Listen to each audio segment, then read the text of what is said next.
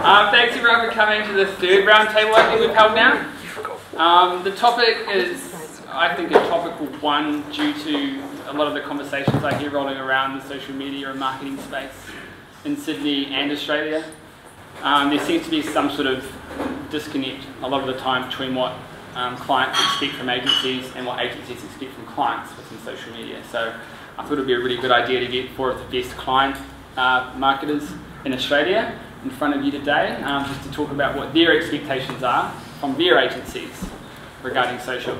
So to my left is Anna Wong from Kellogg's. She's the digital and media manager over there. Next to her is Mr. Chris Gross, who's the head of social media and digital marketing at Fox Sports. And next to him is Miss Nikki Epstein from Combank, who's the executive manager in social and digital channels. Manager, something there. And on the far left, Mr. Jesse Desjardins, who is the head of social media at Tourism Australia. I'm going to probably spring something on you really quickly. Do you guys want to, from Jesse down, talk for maybe 1 minute about what you guys do, what your job role is, what it involves? Sure. Go for it. So I head up the social media team at Tourism Australia.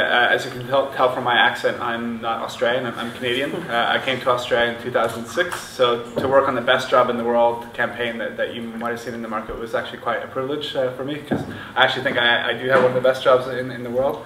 I think Australia as a brand is quite amazing. I work in the global PR team. Tourism Australia is essentially the federal government agency that's responsible for promoting tourism in Australia. It's the second biggest contributor to the GDP and employs about 900,000 people. And yeah, thank you. No, not at all. Yeah, so in terms of, we kind of focus on three things. So we, in terms of platforms where consumers are at, so Facebook, Instagram, Google+, we have the biggest Facebook page in the country. I think he's not that far behind, but obviously I am. A few million. It's not about likes. Yeah. Yes, but in terms of destinations, in terms of tourism boards, Australia's #1 on Facebook, Google+, Instagram, not too far away on Sina Weibo and Twitter. So, yeah. Thank you. Good. Hi everyone. I head up the social team at the Commonwealth Bank. We sit within a marketing and online team, and my team's core function, I suppose, is to look after the platform presence. Within my team, I have a really talented social media manager who really works on campaigns and is a conduit, I suppose, between our consumer, business and brand marketing teams. Yeah. So we should have got them here tonight. Yeah, they listen to me all day. They don't really need to come out. I'm Chris Gross from Fox Sports. I head up social media, digital marketing and CRM there. Fox Sports, obviously we're a big part of Foxtel, #1 reason people subscribe to Foxtel, and we've also recently been bought out by News, so my day-to-day is working with the Foxtel guys and the News guys, as well as our own team there. The thing that we're kind of really focusing on at the moment is also how to crack the kind of social TV egg that people have kind of coined it, and being the largest and the only sports broadcaster really in Australia, we feel we're in a pretty good spot to do that. Previous to that, I was at Vodafone for 4 years heading up social media there. Hi, I'm Anna. I'm ex-Telstra at Telco. I was brought over to start and lead the Kellogg's media and digital strategy. My first 18 months at Kellogg's was literally setting up the digital agenda and really setting in place processes and really delivering and driving the internal capability on digital. And the last 9 months was more about looking at digital and how that fits into the overall experience plan and how that works in with the other media channels as well. So, and I do have a separate digital expertise who runs more social media, and she should be here tonight, but she's not. So, so we're starting up a very, very small team at the moment. Awesome. What we're going to do, we've got a bunch of, or each of the guys have got a bunch of points that they want to put across. So I'm going to ask them questions to set them off on that journey. They're going to talk about that point for probably 3 to 5 minutes, and we'll just rotate between the speakers throughout the night. If there's any questions that you guys have throughout the presentation, feel free to just raise a hand and ask it. It's very informal. This is how these events work. So we'll just jump right into it. I guess, Jesse, like the first thing you wanted to talk about, and I was really curious about, was how should the relationship between like the internal culture within your business and external partners work within the business, like operationally, and what are the benefits of doing that in terms of social? Yeah, I think for us, probably the biggest ROI that I've seen in social media is that it has the ability to change internal culture. Yeah. And I think for us as a government organization, like social doesn't just sit in the PR department. Like you have corporate comms doing it, you have our MD doing it, my boss is doing it, and I think it was a big aha moment for me this year when I stopped thinking of my agencies as suppliers, but more as partners. You know, sometimes it's a bit frustrating because I don't. The agency often is not privy to a lot of the conversations that we're having on a day-to-day basis, and social keeps on changing so quickly. So to design it in a way that they're actually a partner of ours and they're part of those conversations, it has changed everything for us. Yeah, and the whole sort of working of that makes the entire process far more effective. Yeah. And beneficial. I couldn't agree more with your comment around the internal change. I think when I started at the bank 3 years ago, it was, or it still is, you know, it's a risk-averse, really conservative, 100-year-old organisation that manages your money. And I think what essentially social does is really risky in the eyes of the traditionalists at the bank. And I think that what the team has delivered is fundamental change inside a traditional conservative organisation. That to me is a huge ROI. But I think it becomes even more risky when social is just left to the agency. You know, oh yeah, absolutely. The thing is, it just becomes this campaign or this thing that we're not part of, sort of thing, and then that's when things happen. It depends whether the brands are trying to take on the approach of a social brand versus social business.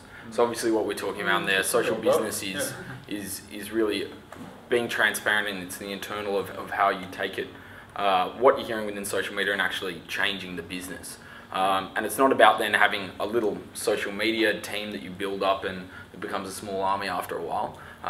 It becomes the remit of everyone within the business, because ultimately you can't affect change within a product or a service unless you're the product owner or the service owner there. So what's a social media person going to be able to do to change that product? You know, nothing, frankly. So it's really one of those benefits. It's easy to become a social brand.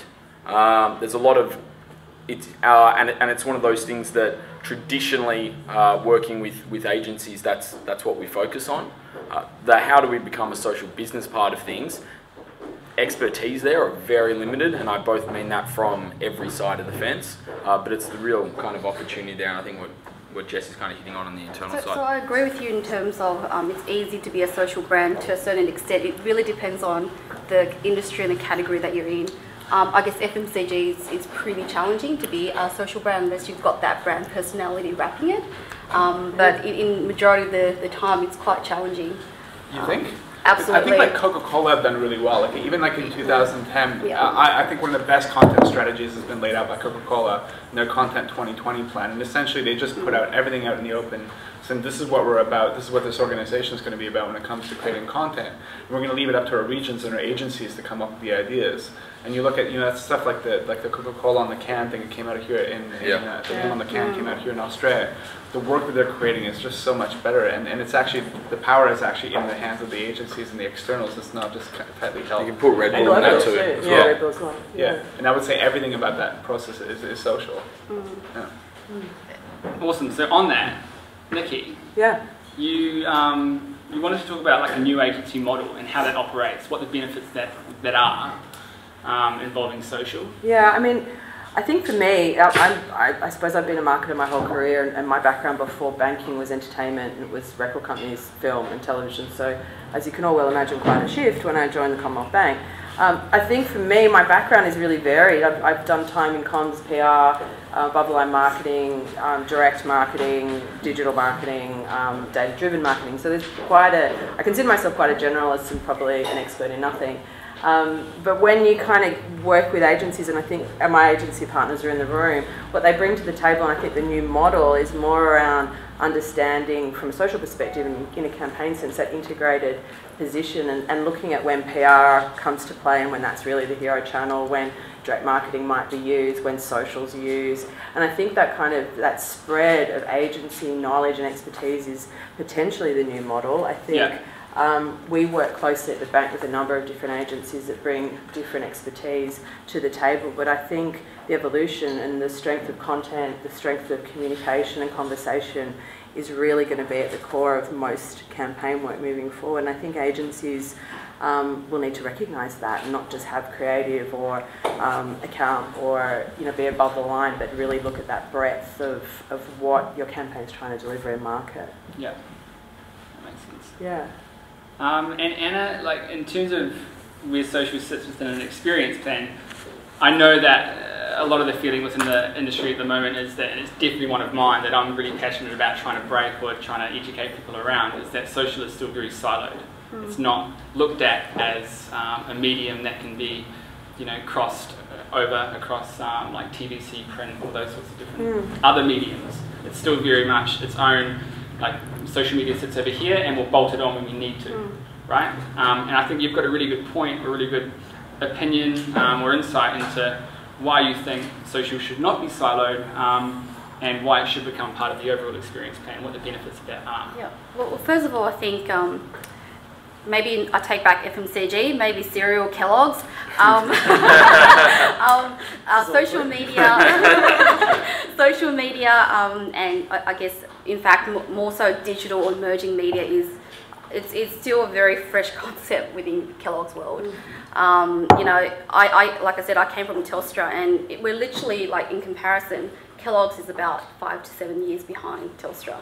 So, when we're looking at multimedia campaigns back in the Telstra days, Kellogg's is still doing TVC. So, the traditional way of working is always been how to create a best in class 30 seconds or 15 seconds TVC that links well to drive awareness and consideration. And we know for a fact that nowadays it's extremely difficult to drive consideration through a passive media channel like TV. So it's not going to happen, but we're still doing it.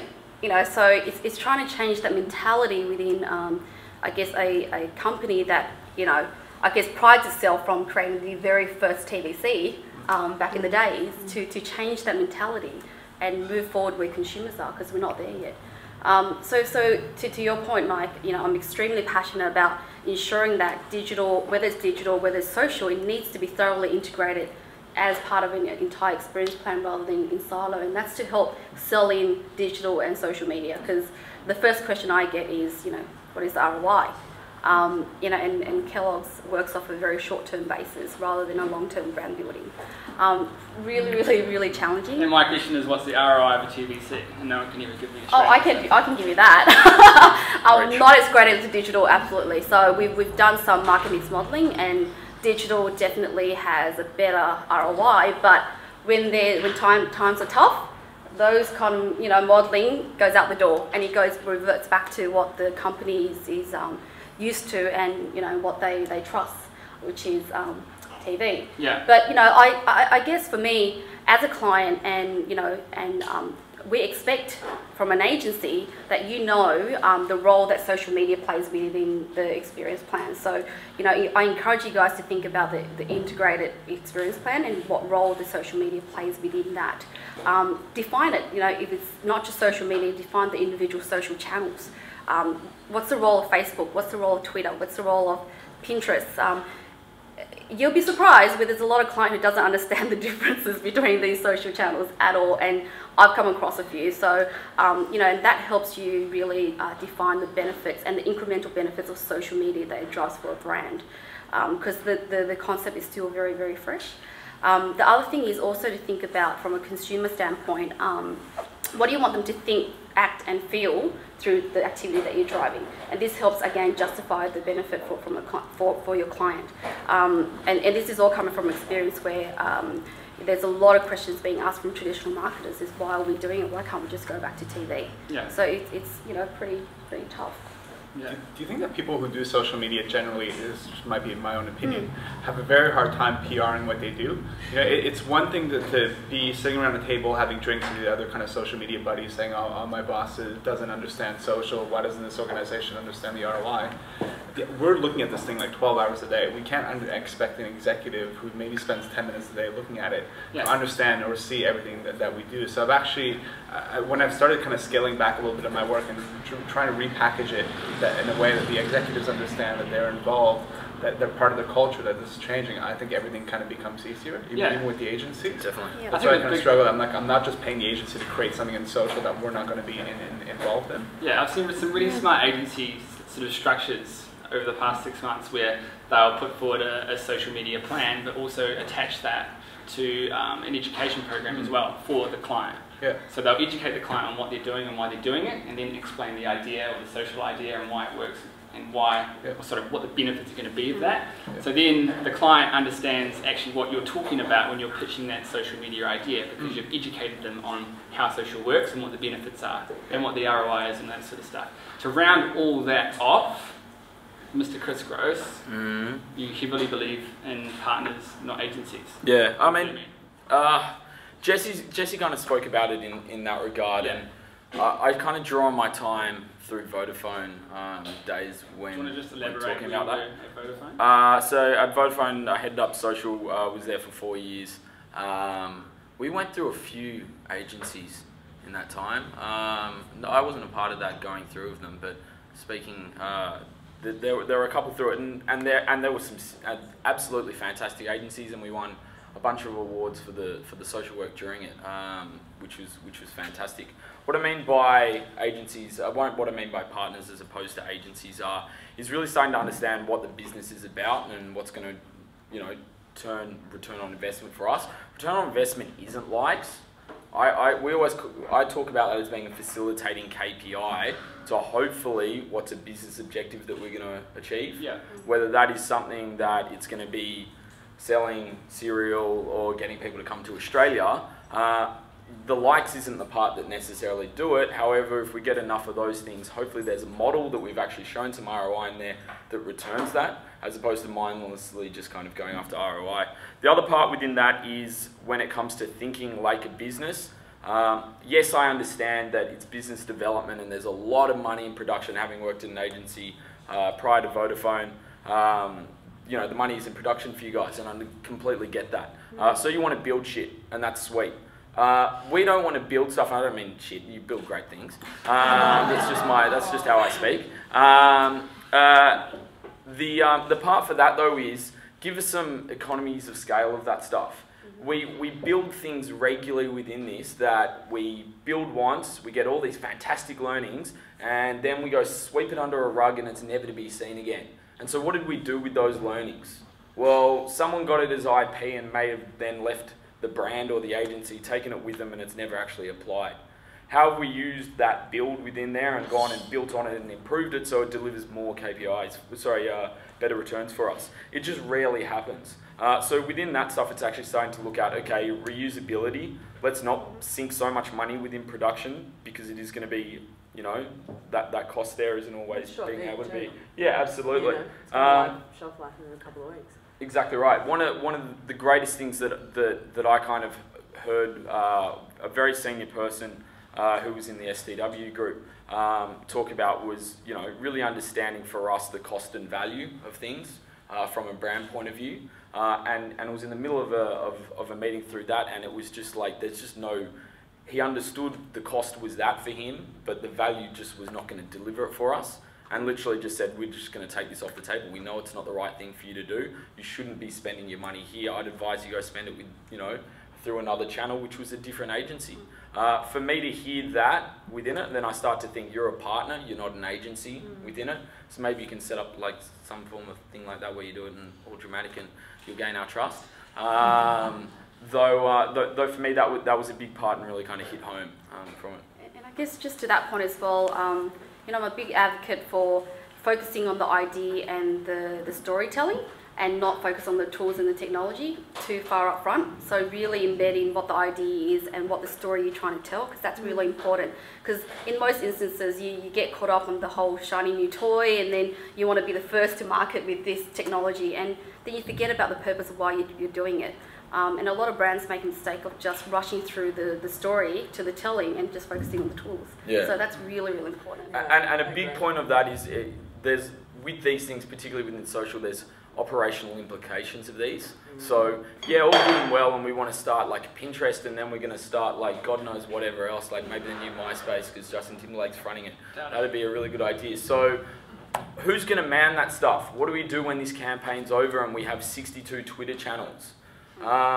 You know, how does that look for our brand when 14 months later I can go into some microsite, there's been no comment or activity on there and it's still live? What's that doing for me? How does that, yeah, maybe I get a bit of an SEO footprint from it. Is it what I want? It's just kind of thinking about those really up front. And I've worked with a bunch of absolutely fantastic agencies that are thinking about that within it and understanding the framework. When it comes to that, to be clear though, it's a two-way thing. I'm not saying like they've got to sit there and understand. They can't understand it. It's on the brands to sit down and go, right, let me take you through at the start, really open up the kimono, so as to speak, and explain what's going on there. I've probably freaked out a few people with that metaphor. Apologies. No, that's all good. Jesse, I've got a really, or you want to touch on a really, again, passionate area for me. Yeah, no. Yeah. Kimono. Kimono. The idea of platform building and the idea of building social platforms that are owned by the brand and not just purely sort of investing a ton of money into existing social platforms. So why is that beneficial? Why should brands do that? And how do they do it? And how does that work within the agency and client sort of relationship? How does that operate? Well, I know you guys have done it. I think to continue on your point, I wish agencies would come to us with a platform or something already done before, that was something we can plug into. Like if you were an agency that wanted to focus on fashion brands, for example, why don't you build the biggest fashion blog in Sydney already? Then you would have clients banging on your door to try to get to be part of this platform. I hate having to start something from new, and it's like the thing is there's not enough time in this campaign to start something new and learn. This is something that needs to be built over a couple of years. So just to continue on the point for agencies, I think for us, when I started this role about 18 months ago, I inherited a Facebook page that had just over 1 million fans. And that page had taken about 4.5 years to grow. And my boss wanted me to write a content plan, you know, what is it going to be the post for the next 6 months? And I almost had like a heart attack. I'm like, I can't write something that's going to be seen by 1 million people. I mean, it's going to spend my whole time just writing this content plan. So then I looked at brands like Google and Facebook and Apple, and I think one of the reasons why these brands are so successful is that they're brands that other people build on top of. So if you look at all of us who are building our campaigns on top of Facebook, making Facebook so much bigger than it can be on its own. All the developers building apps for Apple. So we said, why can't we be this for the tourism industry, where we simply become a platform that our fans, that the industry, that our agencies can kind of build on, and this thing can keep getting bigger and bigger. So we went from 1.1 million fans 18 months ago to 4.1 now. It's taken us about 10 years to build up an image library of about 13,000 images.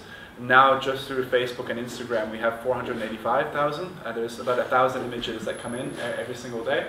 So you can imagine for a business like us, it completely changes everything.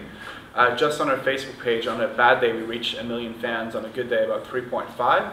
You know, good luck trying to create a viral video that reaches even a quarter of that every single day. And we're doing this every single day. And I think our entire focus is on, I mean, my entire purpose in our department is to generate the most amount of advocacy.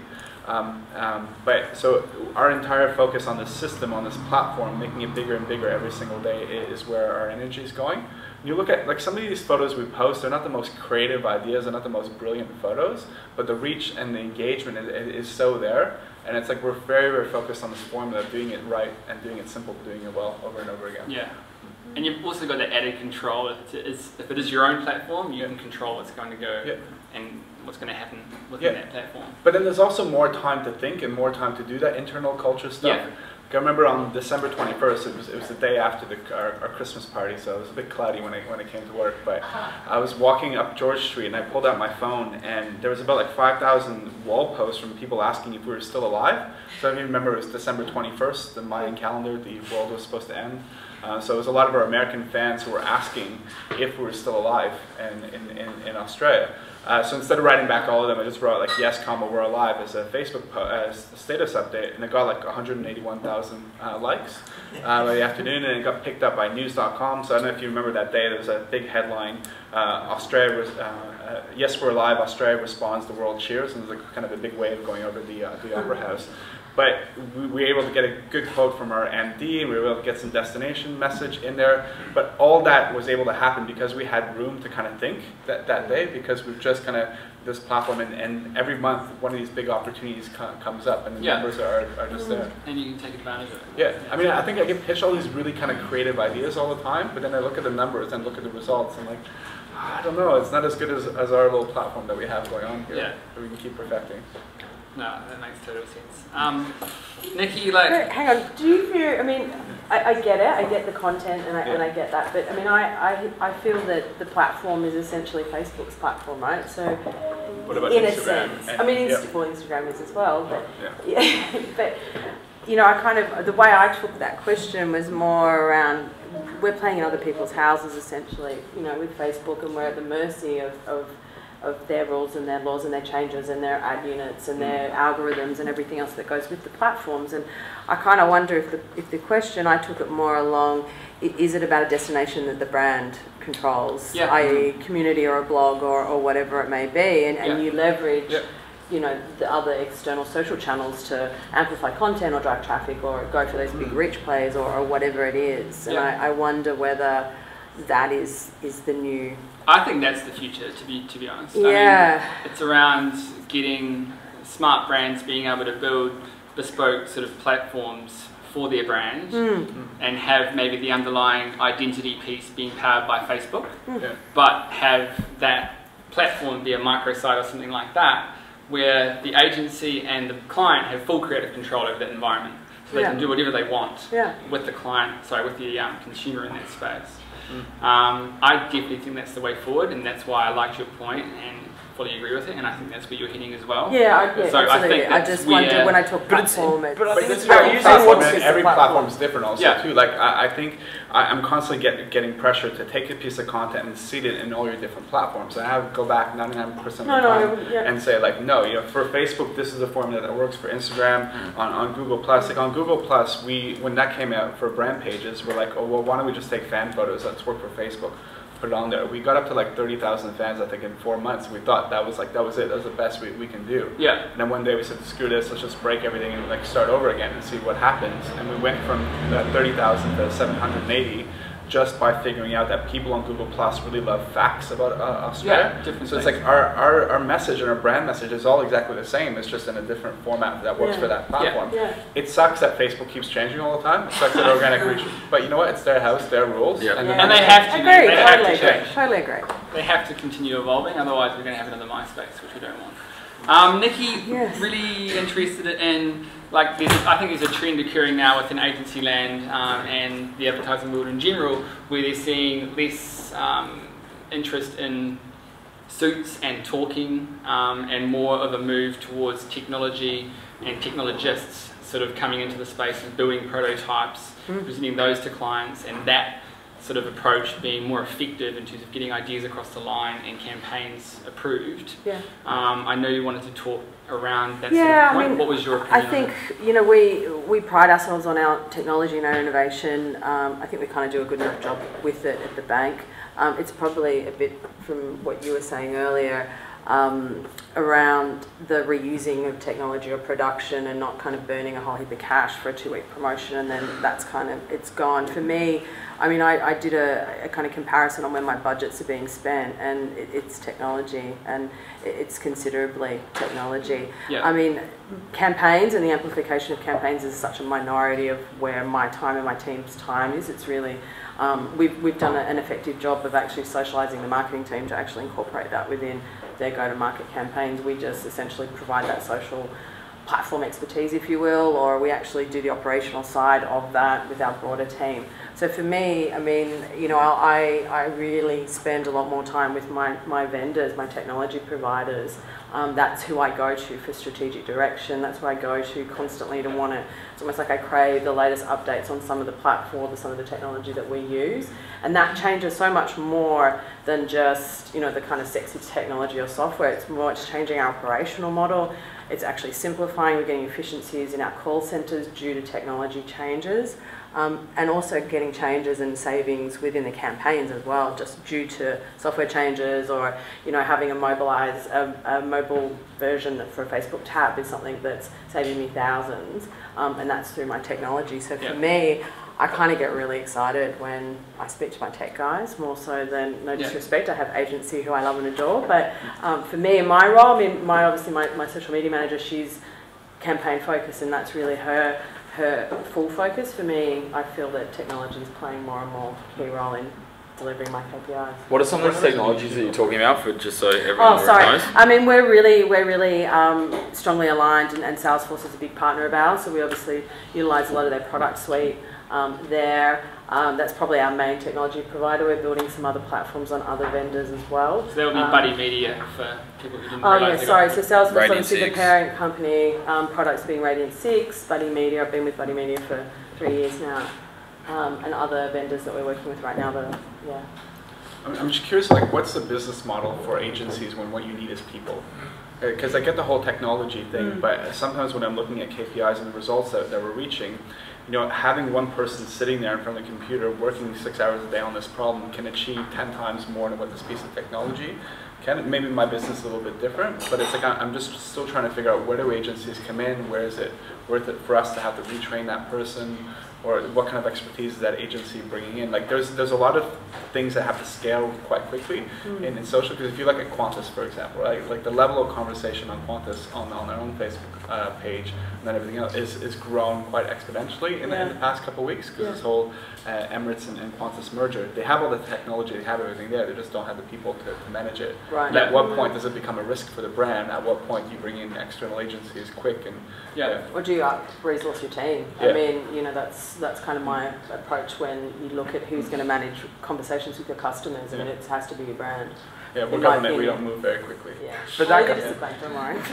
that comes to that, you know, what do you outsource type of thing. And to your point around technologists, what we're looking at Vodafone before I left, and how I'm starting to set up the Fox Sports teams more, is that we are looking at technologists, because what I'm going to outsource isn't going to be a core competency for what we do, or alternately it's something that I'll get economies of scales. It's more efficient to do it out there. So, you know, a lot of the time people put the contact center type of stuff, they'll outsource that out, and maybe that might go overseas, or it might even stay within it. You know, ideas and the strategy and campaign stuff, because we don't need that every day. Absolutely. You know, we need that when that comes around, that we need to hit the marketing-led KPIs. The technology side of things, that we've got people that are hacking stuff and figuring out how to make the internal part just as much as the external part with the customers efficient. That's the stuff that I need core competencies with. Those are the resources that we really struggle to be able to find. And I know, you know, chatting to agencies as well, they struggle to find. Sadly, we can't offer them the lifestyle. There's a few agencies that have got some absolutely fabulous people, and we'd love to try and poach them, but they like the lifestyle of agency land. So you want to put them in-house? Oh, some of the people that are great, absolutely, yes. I guess my point on that is, there's definitely, for me, it's your campaign-led stuff is outsourced to agencies 100% of the way. Yeah. And if you guys can find a way, I say you guys, presuming people here at agencies, to retain your creative technologists, hold on to them dear, because they are worth so much. Yeah. And that's the stuff that we will come, you know, knocking on the door for. And I think more and more from a client side, as they start building on, you know, the specialist team, you know, whether it's social media, whether it's digital, whether it's media, there is more requirement for technology and some sort in-house for us to do our job. right? And then you're right in Can't do it terms without of there's a certain extent that you outsource to the agencies like strategy and creative that you don't have the studio in-house to do the job. So that you need to strike that balance. And even Kellogg spent the last 18 months recruiting and deploying all these technology platforms, but we haven't been able to use it properly yet. But it's all in place if we want to. So it's more efficient that way. I always look at whoever's going to come in to talk to us about social from an agency. I'll always Google them first, right? And I'm always curious to find out that, yeah, that agency has done some really great work, sort of thing, but that individual oftentimes doesn't have a lot of side projects in social, or they're not doing a lot of the stuff themselves. And I think that's such a missed opportunity, because it's like often working for a big brand or an agency, you're at the mercy of your boss or the mercy of your client. There isn't a lot of time to kind of experiment and do stuff on the side and really kind of fail and do that kind of fun stuff. I find for me, before I came to TA, I took a year and a half off, and pretty much almost everything I learned in social was from making a whole bunch of mistakes. And I do a lot of work on SlideShare, done work with some conference organizers, and it's like everything I learned was from that, and I brought that expertise into the brand. I just wish a lot of agencies and brand would allow their employees to do stuff on the side a little bit more. Yeah, it eventually comes back. I couldn't agree more with you. I kind of get a lot of questions around, we need training, we need to understand how it works. Is it like, I'm not saying checklist, but along those lines of thinking, this is even internally.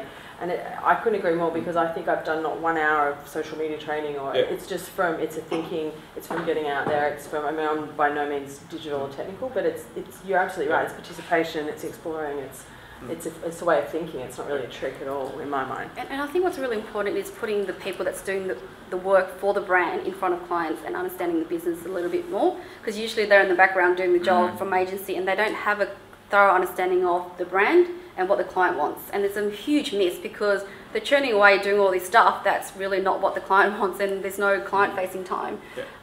Massive gap at the moment in that area. I think the reality is, if you're really good at doing social media, in my opinion, it takes 12 hours a day. Like, it takes such a ridiculous amount of time that you have to go above and beyond what you're getting paid for. And it's like, unless you're willing to do that extra work, I just think you're going to produce some very average work. Thank you. Sort of thing. The complete personal opinion, that's not at all, Chris, like, this sort of dovetails nicely into an area, and I know, Chris, you want to talk about, and I strongly believe in, again, social media is,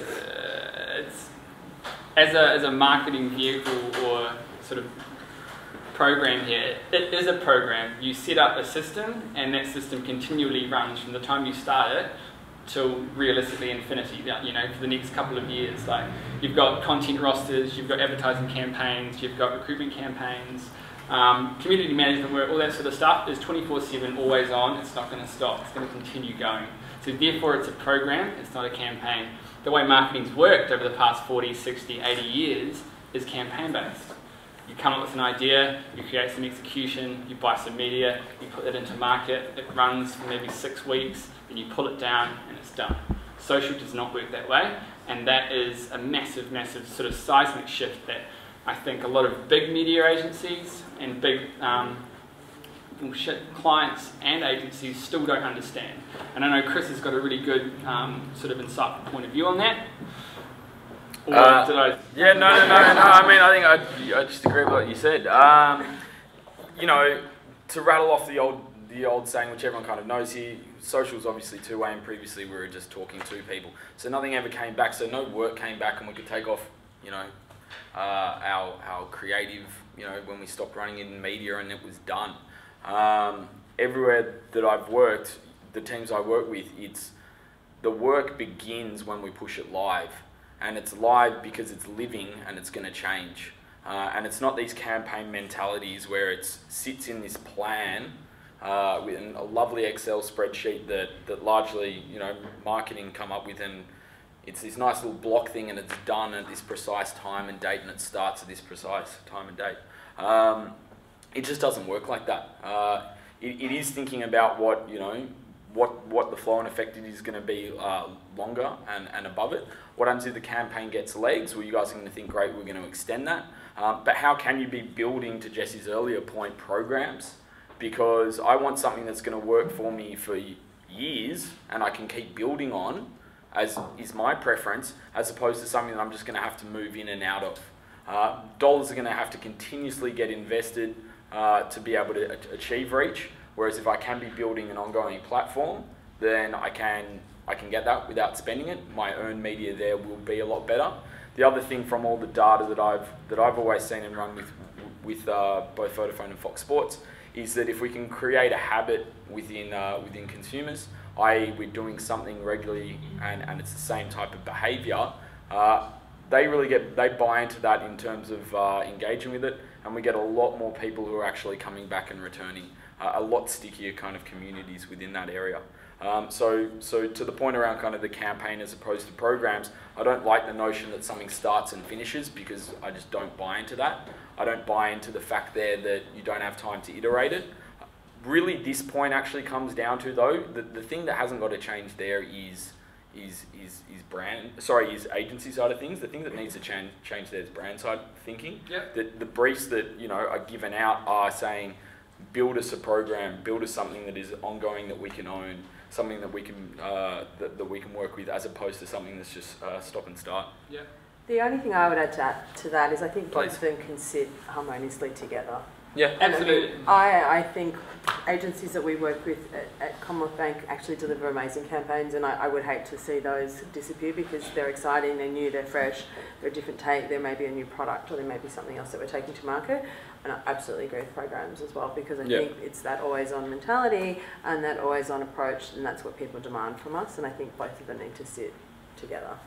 definitely. I agree with that, and you're gonna get the spike in numbers from a campaign without doubt. Oh, absolutely. And you're gonna hit those short-term KPIs. It's not about it's sure you get increase in stickiness and you might acquire new fans, etc., but you also create a bit more excitement in your content. I mean, I think a campaign inherently brings that buzz or that. Yeah, I challenge that though, because let's go back to how TA is performing, and you're sure as shit not going to get it within the scale and even put it to a percentage. Tourism Australia, sorry, to a percentage factor. Every brand, when they roll out a campaign, aren't going to get the progressive stats of engagement that you see something like TA being able to do. No, but we have to aspire to that, right? Yeah. Yeah. I mean, it's Oh, a yeah. good campaign.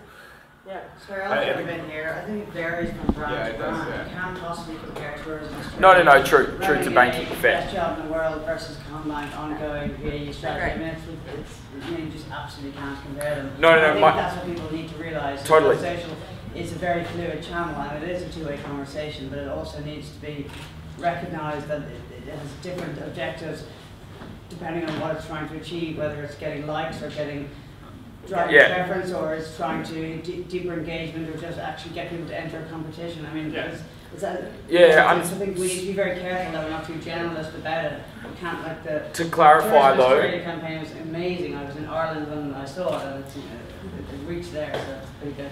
But it's huge, but you just can't possibly compare that to... We were joking. To clarify though, I'm talking about proportion of engagement as the program goes on. So he's getting higher proportion of engagement as time goes on of the people. That's my point. Yeah, that's standing. Our objective is in this space. I mean, for another business, that might not be their objective. Their objective might be something completely. I would be looking for that as well, absolutely. But I don't think Nikki wants to like everyone to jump on and talk to them every single day. Like it's very much a. Yeah, no, I wouldn't mind. It just depends on the product. You've got a product and a service, and I think it's got to, reflect that, and it's just not a generalist thing. I think the idea behind programs versus campaigns is social media works in both ways. Absolutely. Programs you need content plans, community management, advertising campaigns to consistently run and engage your community that you've built. Yeah. They need to consistently be sort of looked after and maintained. And on top of that, you have campaigns that will always drop in, as and when they happen. But I think there is still a mentality within the marketing industry, in Australia specifically, not so much in the UK and America, where they see social as campaign-based and don't so much focus or realise that social is 24/7, it's always on, and it is a program that consistently needs to keep running. So that is where I think there is a large disconnect, and where education is. Anyone would argue against that. But I think that's why it's so important to identify the need and the role of social media upfront strategy stage, because that's where budget gets allocated. So, from Kellogg's standpoint, if the budget doesn't get allocated in March, April, it's not going to get spent for the following year for 2014 because it's already pre-allocated to certain channels and to certain programs. Yeah. So it's about changing the mentality, but it needs to be identified right up front in the beginning, so we know there's a clear role for social media. Yeah. An example of the kind of campaign versus program side, just to explain one to you guys. We did one at Vodafone around co-creation, which is the notion that you come up with some ideas of what we can do better and we'll try and implement it. As a campaign, the objective there was for us to be seen as innovators, so it was more around changing perception of things. Yeah. If we would looked at it from a program point of view, it would have actually been about long-term revenue, of actually coming up with something that we would have implemented that made us a lot of money that we wouldn't have come up with ourselves. And if you look at organisations like Starbucks and Dell, they have made 9-figure and more revenue off this. And it can be incredibly profitable as a program within it, though it was, for us, it achieved its campaign work. It may have had something within a program. Probably not, to be honest with you, where Vodafone was at the time, because they would have just said, fix your network. Though, it is one of those pieces. I find what's interesting about platforms or program is that you get to a point where the creativity on these that's being generated from these platforms oftentimes can exceed what you're creating. Yeah. Because you have a limited amount of resources, you have a target market you have to go to. There's a lot of smaller niche markets that you can attend to.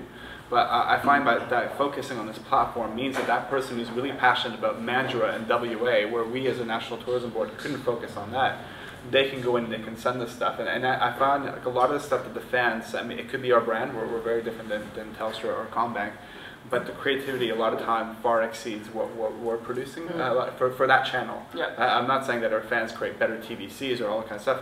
There's a role for that.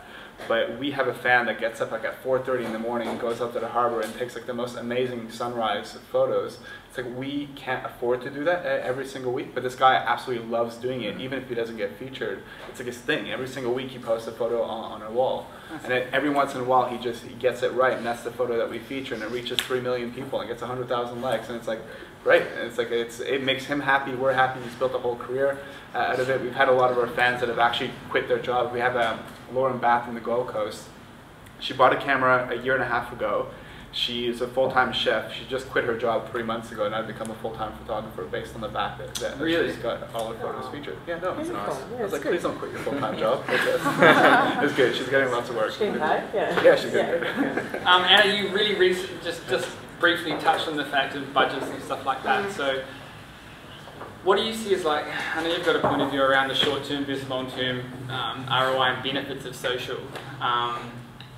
I guess like how do you measure that and why is it important within your business? I guess it just follows the previous point about platform versus Yeah. program, and Kellogg's way of operating is very short-term specific, and that's because in the past it works. We see a massive spike in sales whenever we aired a TVC. So, but that doesn't happen anymore because of media fragmentation, changing consumer behaviour, technology, etc., etc. It makes it more difficult to just run a TVC and expect sales. So that doesn't happen.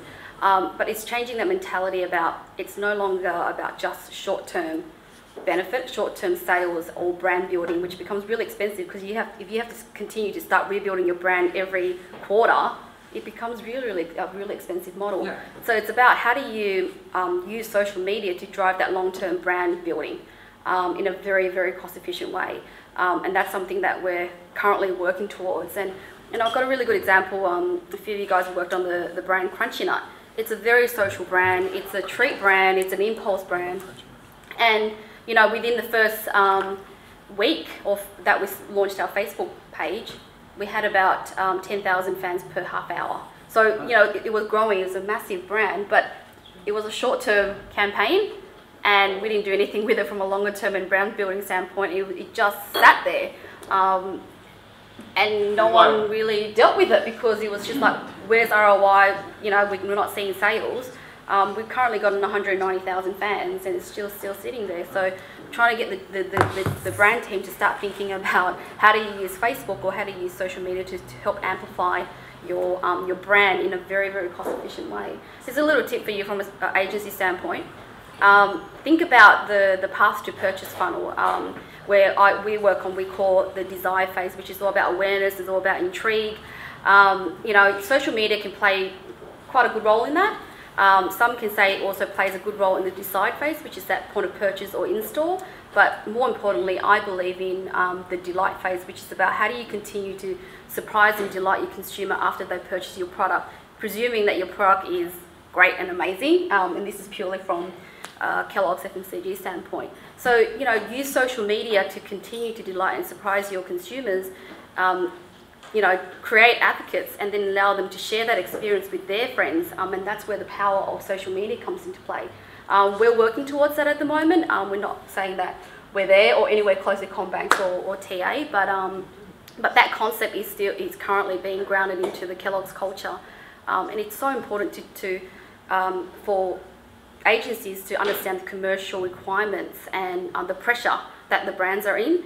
But if it can't be delivered short term, outline that, call it and go, it's not going to be delivered in 3 months, you're not going to see a significant spike, but long term, this is what you're going to get from a brand standpoint. So really lay that out, and I think a lot of, in many instances, agencies focus so much on just getting fans, but you know, fans to a client or to Kellogg's doesn't mean anything, because does it drive sales? If I'm not seeing uplift in sales, then this channel is not working. The program worked. You got your fan base up, you got your community built and engaged. Yes. And then sort of the campaigns didn't happen on top of it. Like you've got to build the program and get that working and get that healthy. So you've got a nice community to work with, and then use those guys, activate them through campaigns. And I don't think enough of that happens. Like you just see clients building big fan bases on Facebook and then not knowing what to do with them. So you build the bases and then activate your 190,000 fans through advertising, which you can do through Facebook very, very effectively and smartly if you know what you're doing, to engage them with campaigns maybe 3 or 4 times a year. And that's the challenge that a lot of brands' OPEX is just, you know, it's distributed in a really strange way, which is a really important part to be able to understand is what are the budgets and where is it really coming from? Which is going to be stuff that has a campaign objective attached to it, i.e. acquisition targets and all the rest of it, and what has the brand parts attached to it as well. Usually they'll be all in the acquisition and very little in the brand, but it's understanding where those budgets are and then how you can leverage them. Because it comes forward that, you know, and hearing friends that work in, from agency point of views, working with brands, and they have these ideas of how to take them forward, but the dollars just stop at where they say, no, that's the campaign objectives, which is a challenge. It is one of those things that, to Jesse's, I think, earlier point around, or maybe it was Anna's, around being able to really get in with senior execs and people who can actually change the way the budget is laid out to get them to understand a bit of the longer term flow of how it's going to work for you. Do you find with the short-term thinking too that there's often a sense of entitlement, as if we've built this massive fan base, now let's move them here for this campaign, now let's move them here. Like I find that often it pretty much in our situations, every single day I'm getting pitched a new campaign. We're just going to put this to your 4.1 million fans, and it's going to go viral, it's going to go this. There's no kind of like, I'm just going to maybe stop and figure out how this works and maybe kind of understand what's been done already. Like I think Chloe, the girl who helps me out, she was my first employee in my team. Now I have 3, so we're a team of 3. But you actually talk, and it actually comes from a good place. Like she's doing it because she actually loves the fans. Like we have an 81-year-old guy named Harry Wiley, and she's like always on the phone with him at least like once a week. Like it actually and you can see that reflected in the content in the community. There's just this kind of just love almost sort of thing. I don't know any other way to describe it. But then the campaigns you still need to do every once in a while, but I think by focusing on this platform, having this love in it, then it gets kind of bigger and bigger. Yeah. The only thing I would add is I think potentially it's addressing how social can deliver to those campaign objectives. I think we see campaigns that would like leads or sales or awareness or engagement, and I think it's about social can't deliver necessarily on all of those, on those campaign objectives, and it's that perception I think that you need prioritizing it. Well, we overpromise sometimes in social. Yeah. I mean, I think it's just more in the sense of if they want sales as an ROI for a campaign, well, I mean, maybe you can contribute to an awareness or an engagement or a brand play. But really, I mean, you're going to have a hard time tracking sales at Woolworths. Absolutely. Back and to I think to make social media more effective is combine that with your owned assets, your own media. and I don't think we use that enough. You know, like to my point about focusing on the delight component, I see social media doesn't drive sales at the end. It kicks off at the beginning of after your first customer. So what's your engagement model after you identify who that first customer is? So there's a lot of stuff that you can do with your, like for cereal, back of pack, and how you use social media to engage them and drive them back into your own space in digital space. I have a different point of view just because we actually have a Facebook deal in market right now, if anyone's interested in a savings account, if you want my Coles voucher. We're seeing sales, like literally from a deal through Facebook, and we use it really effectively to drive sales at a really low cost, probably cheaper than any other channel. That's where you control a lot of your own channels, because with Woolies and Coles, it's really hard to drive that right through to path to purchase. Yeah, so it's difficult to really translate that into sales. Yeah. So there's we have a similar issue. We don't control the end transaction. Yeah. So it's a constant ROI question sort of thing. So I think we have to go back and continuously become good at telling the stories and showing our executives exactly what happened. For example, every time we put up an accommodation, we could always track the amount of people who clicked through to that link, how many fans they've increased. To give you an example, there's a Jarvis Bay paper bark camp. So we featured one of their photos on their Facebook page. It's pretty good, eh? It's pretty amazing. But so they had 80 fans on their page. They went up to 4,000 that day. We featured them a second time a couple of months later, and they went up to like 8,000. But I think on the back of that, they ended up getting some like 29 bookings. Nice. And then like pretty much like the rest of the summer, they were booked out. Now I might not be able to track 100% what the ROI is to that, but when that guy is sending an email to my MD saying how it's changed his whole business, I think then it becomes a lot easier to do the things that I want to do. I think when we're being asked to produce numbers on a spreadsheet, the numbers don't always tell the whole story.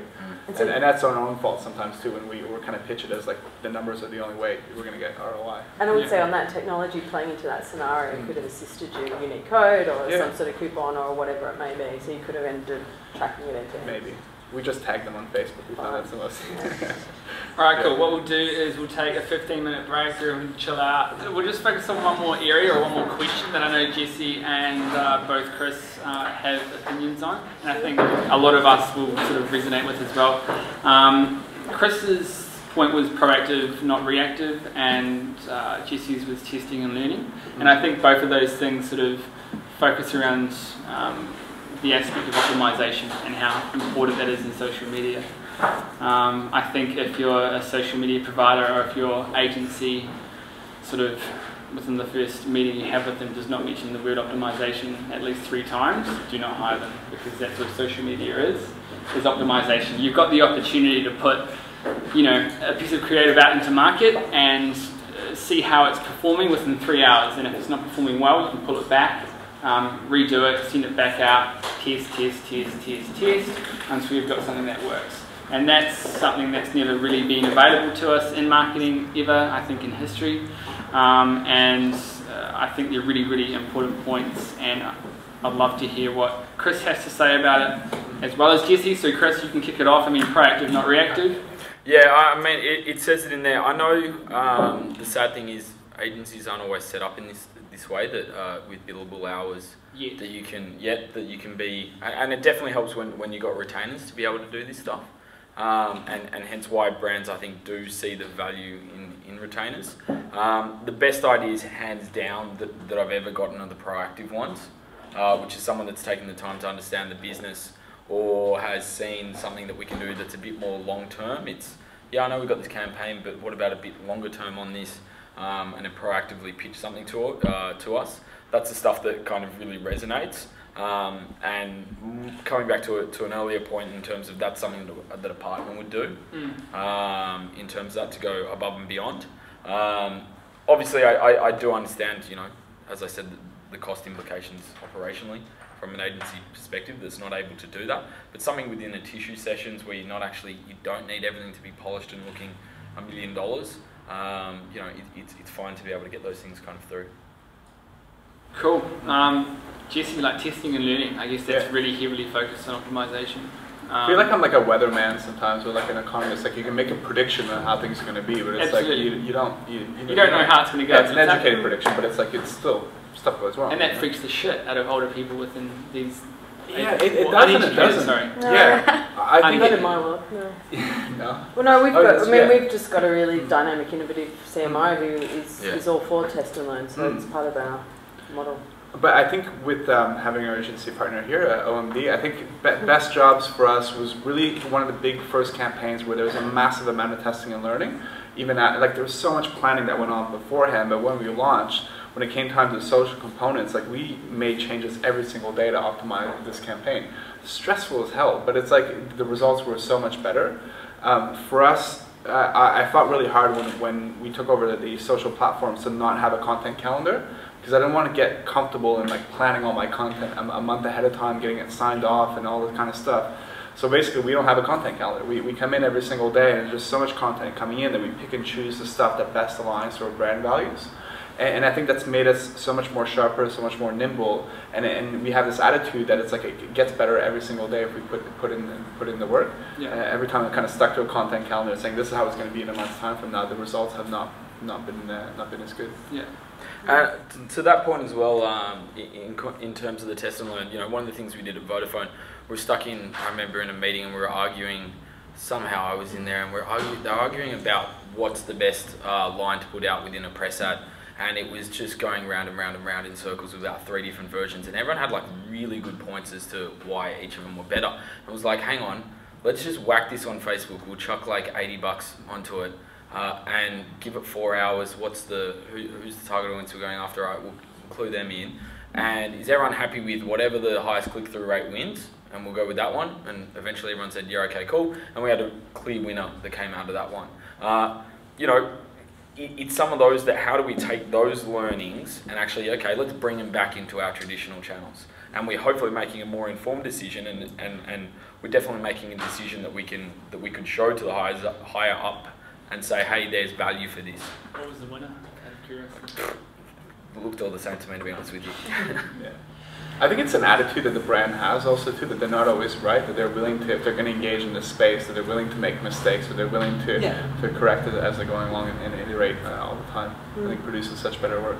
I think you have to make mistakes to make improvements and learn. Yeah, I mean, it's not about being reckless. Like, I mean, you can make mistakes within a certain framework. Calculated risk.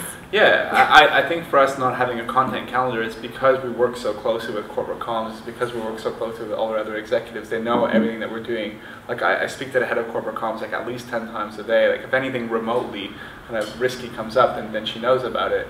But it's like, I would rather have time to kind of work with these people and take them along the journey, which allows us to do really kind of cool creative work. Yeah. Because we've tested and learned all the stuff along the way. Yeah. Brilliant. And that's how time travel is possible. Awesome. That brings if you're telling a story, you don't know where it's going, just finish it by, and that's how time travel is possible. That brings us to about 10 past 8. So, to all of you guys, I'm guessing a lot of you are agency people. You've got 4 of the best client marketers in Australia willing to talk about social media and how it can fit in with agencies. We must have, hopefully, questions for them. So, fire away. Whoever wants to go first. There's always one to kick it off. Yes.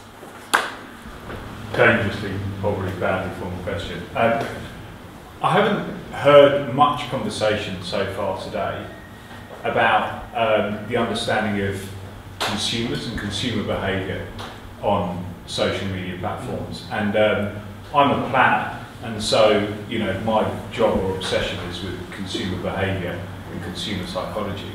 So I guess what I'm asking as a result of that is, what are you looking for? What are you getting, or what's your opinion on essentially the state of sophistication around the understanding that you get either internally or from your agency partners around consumer psychology and behaviour on social media platforms?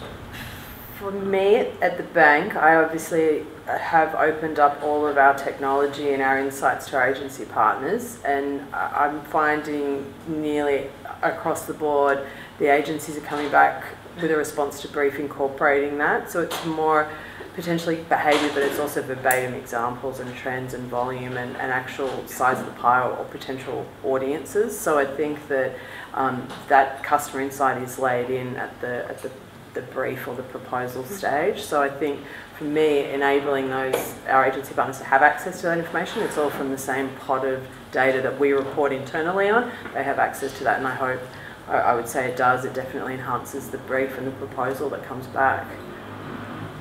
Yeah, I make sure you've got the same tools that the brands are using. That's got to be a given, I think, within there, and you've got to embrace those numbers.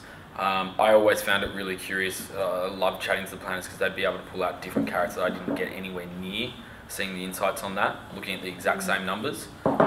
So it's, by all means, embrace those and use it. Yeah. But I think also too, there's a difference between data and insights also too. Because totally. Both. It takes a skill to pull an insight out of data. Because the data oftentimes doesn't make any sense. Like, I mean, why did that post get 40,000 likes while the other post got 60,000 likes? Well, something happened on that day that's clearly not in this report. I think it's kind of like a mix of both. I think for us, some of the stuff was around, bear in mind, I guess, with Vodafone, it was, crisis throughout for a good kind of year and a half, 2 years. So it would be, how's something going to be received? So one of the things that we'd look at is, so where does conversation start? What is the channel that it starts within? And it isn't Facebook. Facebook's actually the last to hit it. We know if it's gone to Facebook, we haven't done our job actually, if it's in terms of crisis mode. Which it got to Facebook a lot, so obviously I wasn't doing my job. Who's first, Twitter? Pardon me?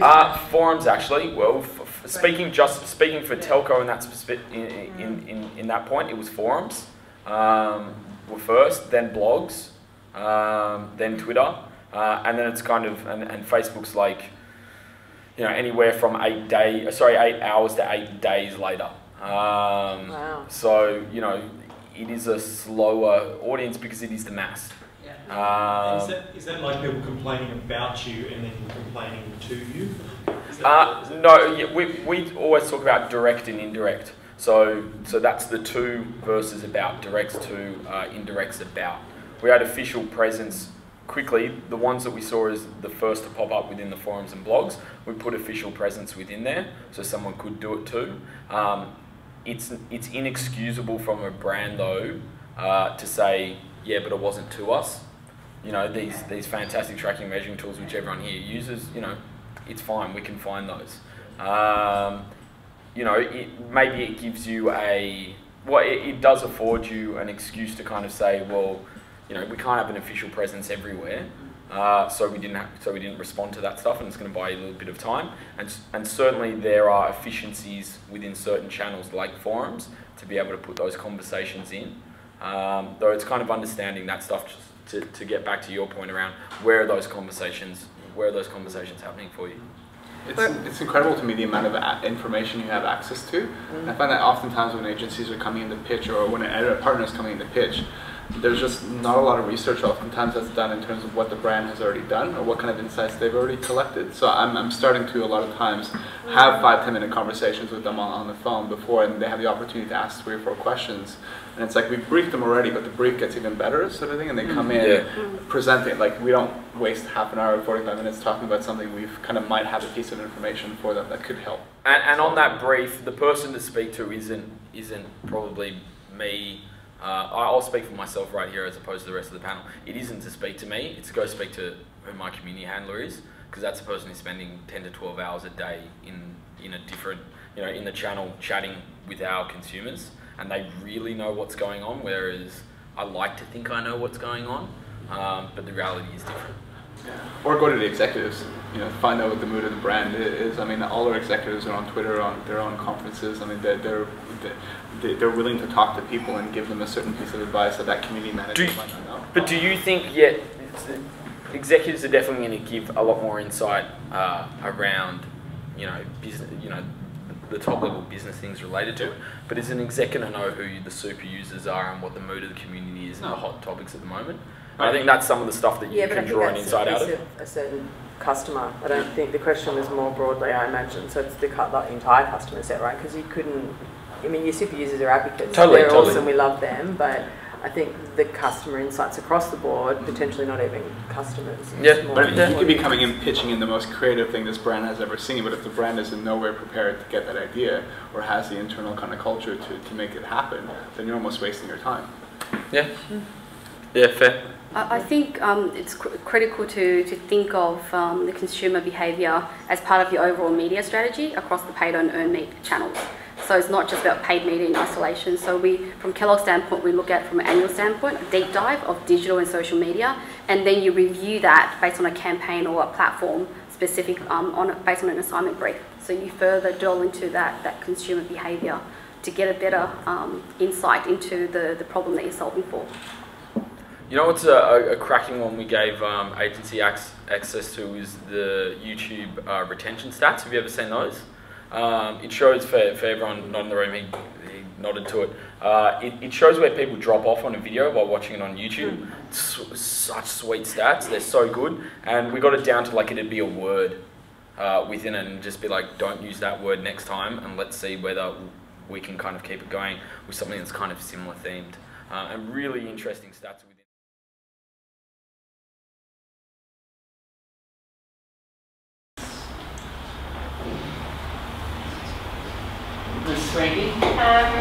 So the question that Mike put to you guys for this session was, what do you look for in agencies? Is that the right articulation, Mike, more or less?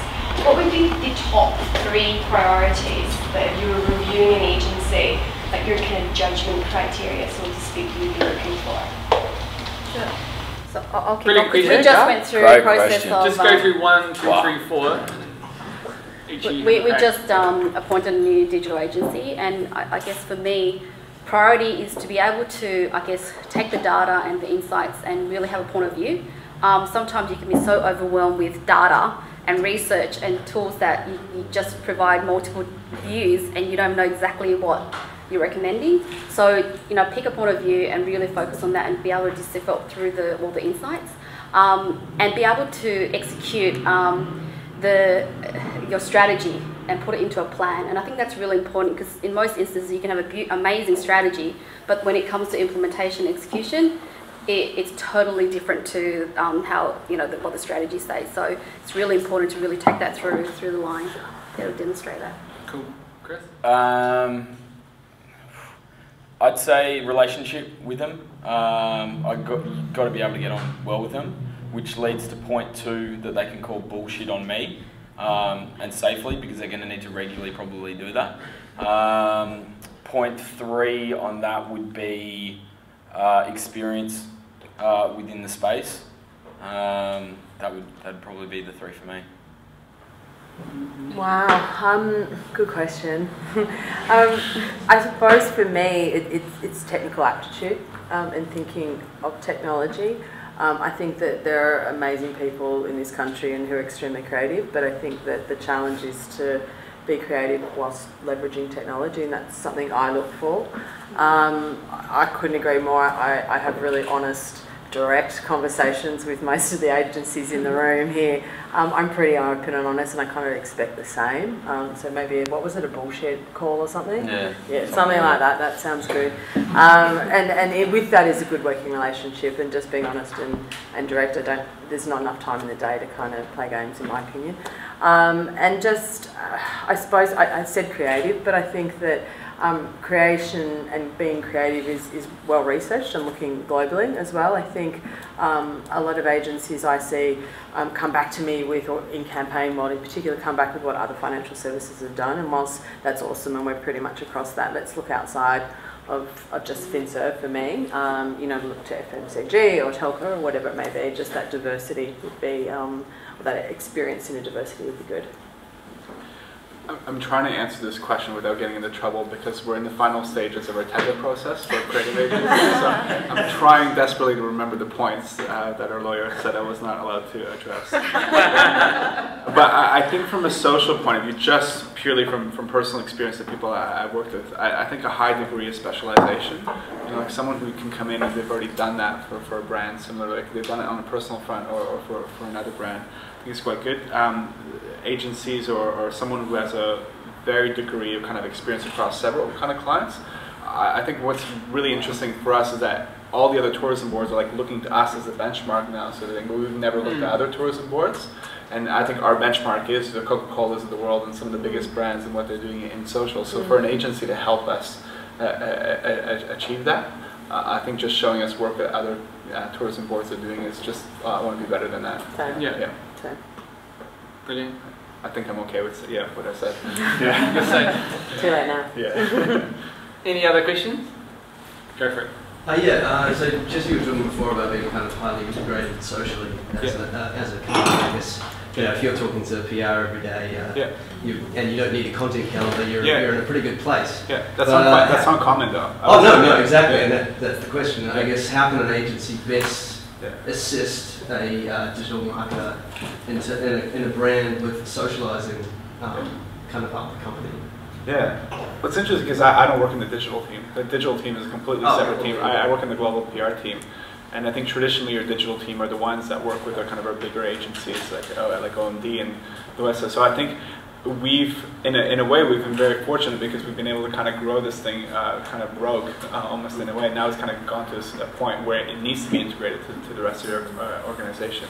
I think from looking at what other tourism boards are doing, it's a very common problem for us where we have regional offices doing work, and when they get in the social front, our agencies are kind of doing a lot of the community management, but the problem is you have someone answering questions who's never been to Australia, so it's missing that kind of level of context. So I think the whole thing, you can do content, you can do the best at creating the most beautiful content as an agency, but if you don't have that context around it, I think it could ultimately undermine everything that you're doing. I don't know if that answers your question, but it's kind of a bit of a tricky, I think most brands nowadays are starting to have an internal social media person, and then with help with the agency. I guess I was even going above that and sort of saying, okay, you've got that sort of context and that sort of great understanding that's great, and there's always going to be people in your business who've got that. But outside of the content itself, even higher to let's return on investment and all that sort of stuff that gets you the dollars to be able to do great things in social. You know, how's can an agency best help sell that into the brand and influence the higher ups that are really judging, they're dictating how you're doing your day to day. So I think there's understanding where the client is at. You know, like we can't scale. Like, I mean, we need a team of 100 people. We're not going to get a team of 100 people tomorrow. We're already working 12 hours. Like, we're not going to work another 12 hours a day. So it's like really understanding really what we need, and I think that's where the agency as a partner, not just as a supplier, comes in. Yeah. Some of our agency partners have taken our colleagues and our staff on the journey and building their experience as well. So if you have a marketing team that are upskilled from certain agencies, it's only going to go from the ground up as well as from the ground down, and I think that's probably, we've seen great rewards with that, just not only in social but across the entire digital sphere, and that's the nice value add that you would get from a partner, and I think that's a really good basic starting point. If there are gaps, to offer that up, or that I suppose forwarding great examples or just being proactive. I think we touched on that earlier. We don't often have time to think in this space because it just seems like stuff is like coming at us so quickly that if you can come to us with a piece of insight saying, that you're missing this, this is actually a real business opportunity. Our former managing director at Kellogg's thought digital was just websites. It's a lot more than that. So there's a lot of education that's required within a large corporation. I can say that now because he's no longer there, but he always referred to digital as website, as the site. So it's a challenge, May I ask a really quick question on that note, and for all of you? So my part, I don't come from agency, and I respect you all that do, but my part is that I look at digital relationships and the space of the changing landscapes and so forth. So whenever I deal with industries or big corporations and people in your roles in big organisations, the biggest struggle that they have is changing the culture within the organisation. So number one, maybe, and that's where I come in. I'd love to hear each of your thoughts on how you change, especially like Kellogg's, like CBA's, like Fox, and TA. They're huge organisations. So how do you start to, from your roles going backwards, from us being on the outside, how do you change that culture within, as far as change management goes, and start to change that culture? I'll start. One of the ones, what I've done Vodafone, we're doing it at Fox Sports as well, is the different execs through it, it's got to be top down, is how this thing works. the different execs for it, I'll give localized reporting for. I get rid of all the other stuff and all the shit, and it's only a report that's really specific to the area of the business that they control, and it's apples and apples. So I'm not sitting there and comparing, you know, some Facebook data with Twitter data with whatever else. It's just single numbers within it that's really giving them an idea, and those numbers week on week are changing, and they're seeing how something that just happened affected it, so is that they start using that as a data source. If they can start using that as a data source, my hope is that they're going to start to push it down, because someone who's affected that change, whether it's positively or negatively, is going to either get commended or they're going to get a rap over the knuckles.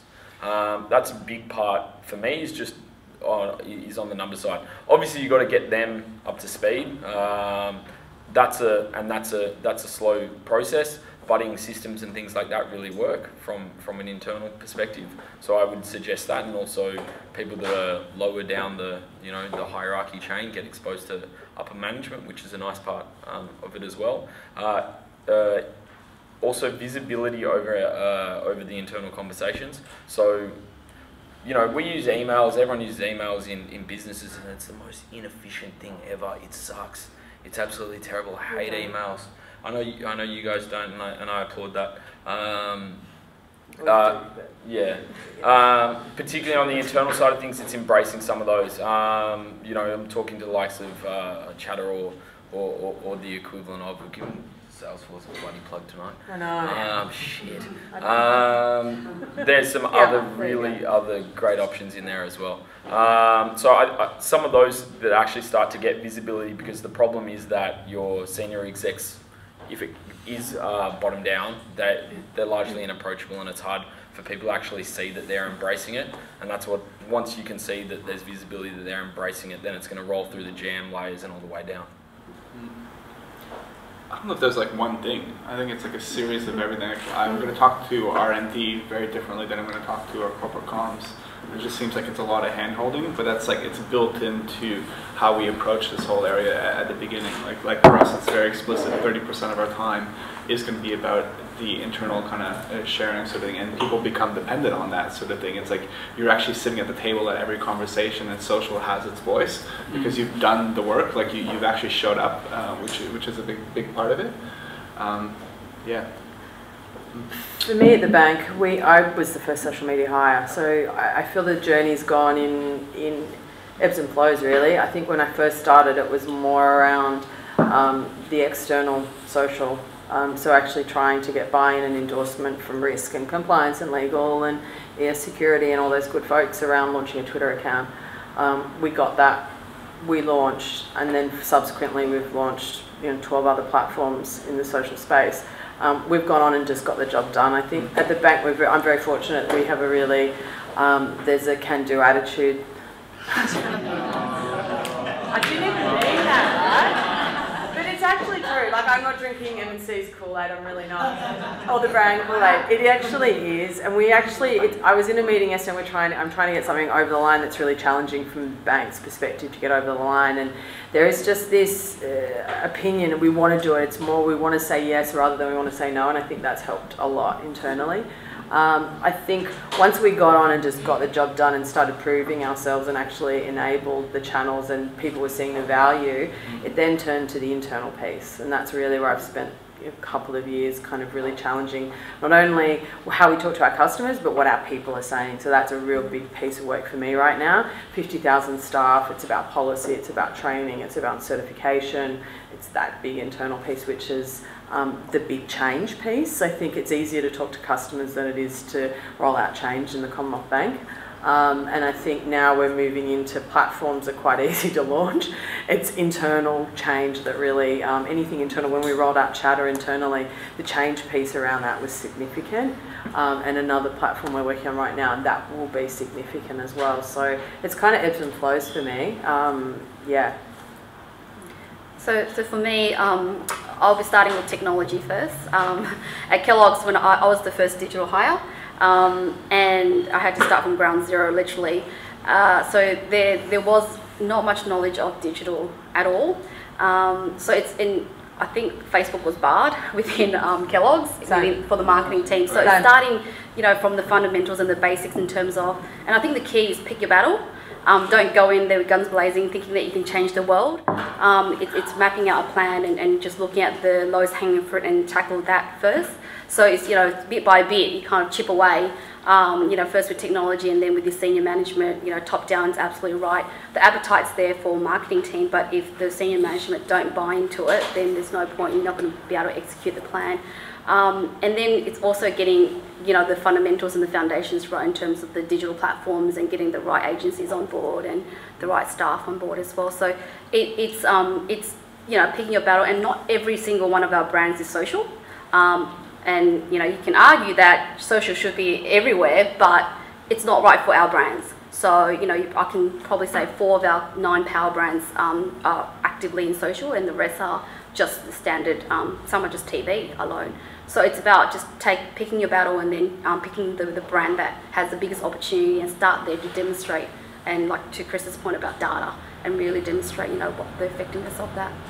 Does Apple do any social? No. I've never seen any. Yeah. Well, Well, you would argue that a lot of things about that brand are very social. They've got advocates. But they don't have a So platform building. It's such a strong brand. Yeah, I find that sometimes I have to scale back on the digital stuff or on the online stuff so I can focus more on the offline, which then kind of is where a lot of the work needs to be done. Because if I spend all my day just on Facebook, I lose track of where the organization is actually going. And being part of those conversations, I think it's going back to that whole silo thing too. You just kind of focus on your little area, and if the only story you're telling is how many numbers, how many likes, and all that kind of stuff, and that's the only value that you're bringing to your organization, I think you're in trouble. Yeah, and for me, I guess, like, one point that I would just make on this question, like, when we deal with new clients and try and get social over the line and sort of educate older school client marketers on how social works and the effectiveness of it, the first thing that comes to mind is ROI. What am I getting for my money?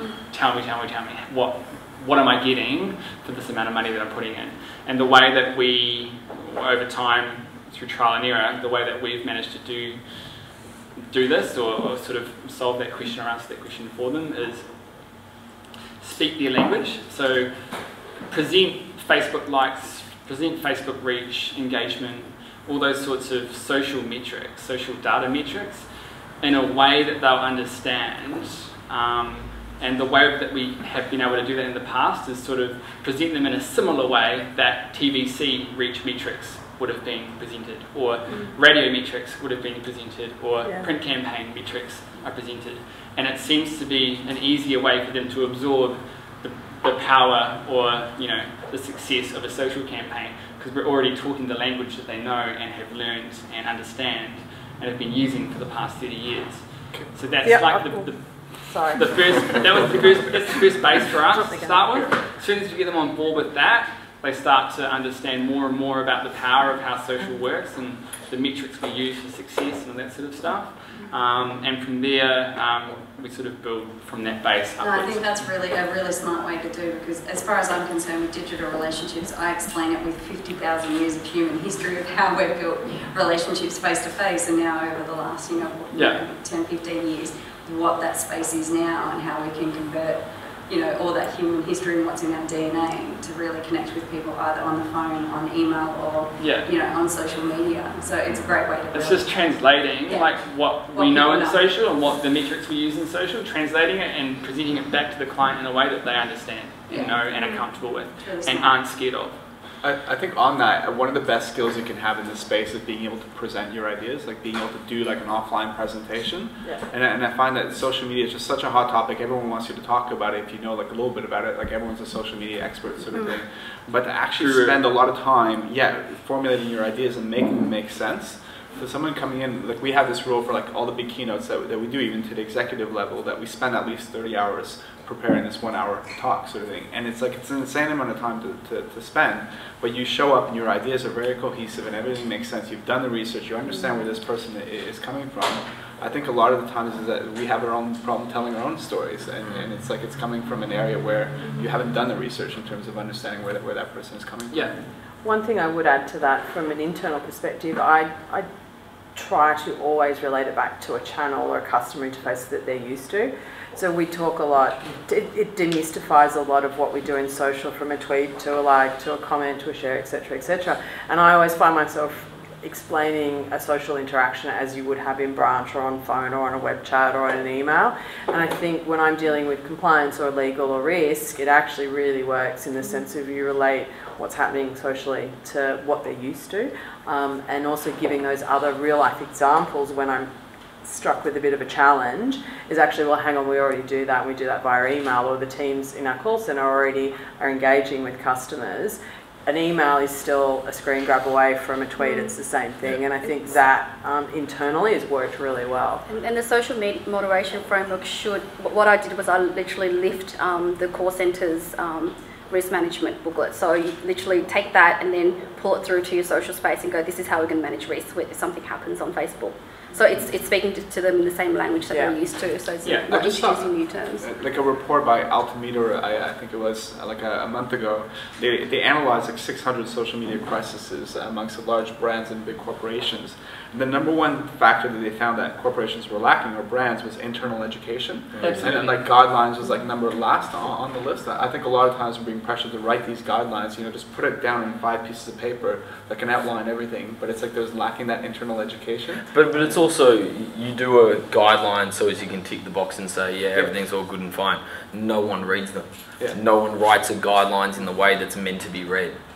They're all these long documents full of words, whereas, you know, there's a few really simple points you can put through on a guideline internally, which is, don't say stuff that would make your grandma blush. Well, that covers a lot of stuff for us. Yeah, a lot of times I can't even make up half the stuff that comes on my desk every single day. Oh, without doubt, without doubt. So I think unless I'm taking corporate comms and our executives on this journey, then we wouldn't even know what to do with this stuff. And on your point of journey and to yours, control to mitigate your risk. True. Coming back, if you'll allow me, coming back to your point around how does the cultural piece and how to do it. It's the other thing of being really articulate with your vision of where you're actually going. Because if we're trying to do change, what are we changing to?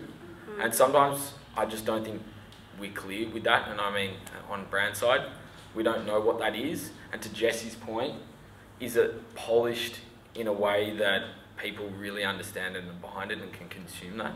And most times I don't think it is. And and I would say, you know, thinking about brands globally, like I think there's probably only like half a dozen that have articulated what this change they're trying to get towards in a way that people can actually understand it. And I think the tip is, you know, align your IT department, align your corporate comms, and align your legal, like 3 biggest departments that you need alignment to make social easy, because otherwise they'll be on your back and you'll never have anything done at all. Sorry, Doug. No. So. All right, cool. I think that's it. Yeah, I think that's it. We're 20 to 9. Any other burning questions? I think some people have rested some boost, so that's cool. The next event. Who do you guys think are doing really well in the social space, apart from like brands that are not here? Yeah, I'm always kind of curious. Like, what other brands do people look up to? Is it a question to me? Or? Well, maybe it's a question to the panel and people in the audience. Yeah. Are we talking in Australia? Yeah, in Australia, overseas. Why don't you answer first? Yeah. You go first, Chris. Nike. I love sport. I'm talking about globally. You can't get better storytellers. You can't get someone who better understands the role of the TBC and getting reach, and then translate that into an absolute experience that people follow through on online. They're just absolutely fantastic storytellers. Red Bull, no brainer on that front as well. I think Lorna Jane do a really good job, and I will say Supre do a really good job as well, obviously. Lorna Jane, as our main competitor, do a really, really fantastic job as well, I think. It's a brand that we just recently acquired, Pringles, has a really good Facebook fan page, and it's one to look up to because the marketing budget is tiny, and the fact that they're able to really stretch that across the year and do that well is definitely something. For me locally, I think, I know the guys at Messina in Darlinghurst and Surrey Hills, and they're small. They make ice cream and delicious desserts, and yet their pages are pretty cool and always make me go and have a gelato. So route to purchase, boom, you had me at the photo and the name pretty much. Yeah. All the other usual suspects that you read post notes about. I think for me it's 2 brands. I love what Disney have done on the social front, Because if you look at the comments, what they do is they just post like a screenshot of a Disney classic, and with a kind of a cool little tagline, but you like people see that pop up on their newsfeed, and then they want to share it, and they want to add to it also too. And when we started looking at what they were doing, I think it changed everything for us too. Like it wasn't about us telling all the stories; it was about repackaging in a way that would tell the story about that person. Yeah. You know, they want to take our short little post, and then they want to add another element to it. I find with like Brand Australia, there's just so many different angles, and this, who are we to say that there's only one way of looking at it? Can I just share one more thing? It's not an Australian example, but it's something that I guess while I keep talking about this whole, mixing offline and online media, it's Coke that in Hong Kong, and they're trying to reach the teens audience. They had to adapt a regional TVC, which is the Coke Summer Happiness, the Coke bottle where everything flies out of that. And we all know teens don't watch TV, so as an agency, I think they were very, very innovative to come up with and integrate that with social. So they roadblock the TVC across 10 PM across all the networks and got everyone to tune in, but they produced an app. And that app allows them to win prizes and etc. So, when the TVC goes on air, you basically download the app and you start capturing the cap to gain points and scores in order to win things, and then that expand into the cinema. So it's about, how do you connect that offline and online media with social? It's really smart and it's a cost-effective way without trying to recreate everything. It's adapting an existing creative, but they just produce something addition which is relevant to the teens market, and and sales went through the roof. Awesome. So, can I ask just one quick question before we wrap up? I'm guessing most of you are agency people. How many of you include like an education component or sort of product in terms of your agency offering with your clients, in terms of social? Like how many of you actually actively offer an education aspect? Cool. Alright, sweet. I'm curious. Alright, what you did there, Can I just ask a really quick question? Yeah. I'm just quite curious, because obviously every time we talk about social, the default thing is Facebook. And I'm quite curious to understand if as the clients, you guys do anything to encourage your agencies to think outside of the Facebook thing, because to me it feels like Facebook is now just another channel where you just pay for media, just stick a post in, stick 50 grand behind it, and you call it social because it's just social, but it doesn't feel that social anymore. Maybe it did like 5 years ago. I think Facebook cemented itself as the social backbone of the internet. Like that's where your real identity lives. That's where your family is, your friends, your social network. Facebook knows everything about you, and that won't change. It'll be there for 5 to 10 years. And that's going to be like the fabric of the internet.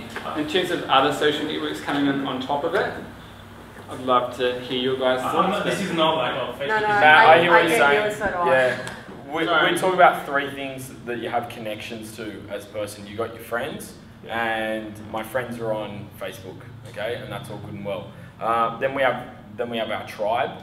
Tribe is something you have something in common with. You don't actually know them, but you'd probably be good friends with them. I relate that to Fox Sports. It's like it's the team, someone who follows the same team that I do, right? I'd have a cracking conversation with this person. We can go on and on and on, but that's not going to be on Facebook. And then there's a community with something that's even wider than that, and that can be composed of multiple tribes within it. So I think it comes back down to what the brief is that's happening there. There are much larger volumes of conversations and much richer territories, I think, within the tribe areas and the community areas. So being able to fish outside of Facebook, yeah, it's I'd encourage it. Caveat to it that is, as you said, it's really easy to just do something on Facebook, put 50 grand on it. You can do your numbers and you can put forward quite a confident what the return on investment's going to be, and that's going to set you up to just keep on doing that and doing that.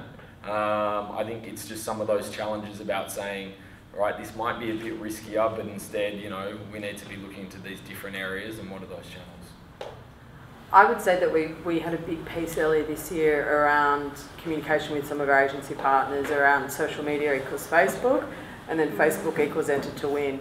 And I think that a lot of the thinking that we've worked with our agencies on is to get out of that mindset and to think about core campaign objectives, and that, addressing all the other channels and utilising those for what they're there for, and the different audiences that exist on Twitter versus Google versus LinkedIn versus Facebook, and really dialing up different messages and different experiences for each of those audiences.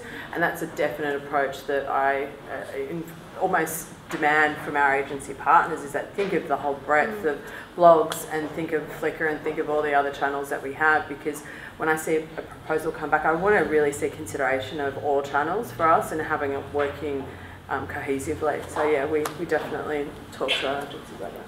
It's a bit risky to invest everything into one platform, whether it be Facebook or anything else. Yeah. I mean, as I said, it's their house, their rules, and things change so quickly. I think for us, the majority of our activity in Western markets on Facebook, we're investing quite a lot in Sina Weibo, but there's still a lot. It's kind of going back to the insights piece. There's a lot that we're learning from these communities that can help us redesign our more traditional platforms also too. So I think that's going to be kind of the future, where both of them are merged. We're not, the whole social component is not just on Facebook, but it's throughout the whole kind of suite of offerings. Yeah. Whether it's powered by Facebook or something else. All right, brilliant. We'll end it there. Thank you all so much for coming. The next event is on the 9th of May, and it's going to be around what agencies really want from their clients in terms of social media.